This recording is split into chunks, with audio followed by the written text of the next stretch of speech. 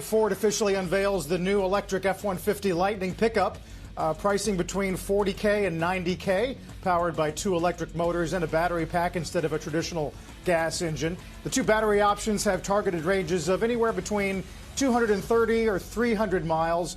And here's what Jim Farley said about the truck this morning on Squawk. We have 20,000 orders already, 12 hours after the reveal, so the response has been great. We offer a hybrid F-150. A turbocharged EcoBoost F-150. We have diesel Super Duties, and we now have the Lightning. You know, we don't know what customers are going to choose. This is America's best-selling vehicle, so if there's one vehicle that's going to give us an indication of whether these EVs are going to take off, it'll be this Lightning. And as I said, with 20,000 orders already, we're off to the races. So far this morning, Jim, The Verge, their initial impression are that the truck is stunning, in their words. And then Bill Ford tells the Times, look, we're not electrifying our fringe brands. These are our core brands, and they're using that to sort of use as evidence in their commitment to electrification. This is what people are talking about. They're talking about Farley. You know what Farley is when you listen to him? He is so interested. You know, they used to call him Car. That's his middle name, Jim Car Farley. Got it. And Carl, his love for vehicles is so exciting.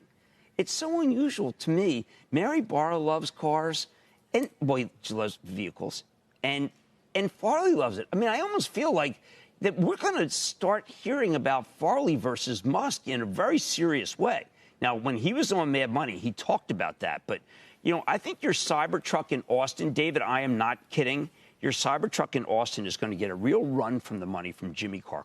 Cybertruck in Austin being the Tesla car that you're talking about. Of course, Musk has moved a lot of his life to Austin. Well, right, he hasn't bought a house there yet. No, but Car's focused on he's focused on cars.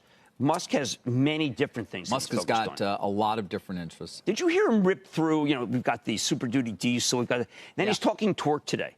I mean, I think the previous guy, who was a very good cabinet maker, I don't think you knew what's the matter. I don't think you knew what torque was. Former CEO who was formerly we the came CEO from of Steelcase, and you really just the guy knew cabinets better than anybody in America. But I do cabinets with wheels. Well, there's flying cars are on the tape again today. But I just think, Carl, it is wondrous to hear the story about him telling the president to floor it.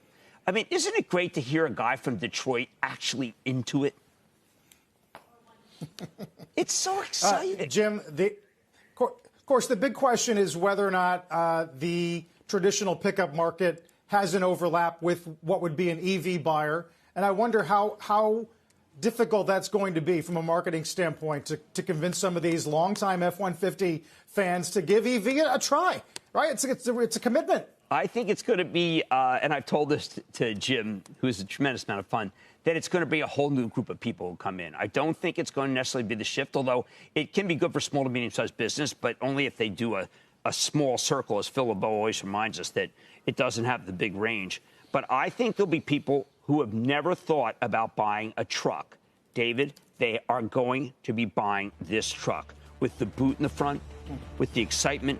David, this is a whole new group of people being introduced to the F-150. Okay, we'll see if that happens. How to keep an eye on that water usage cutback in Taiwan when it comes to this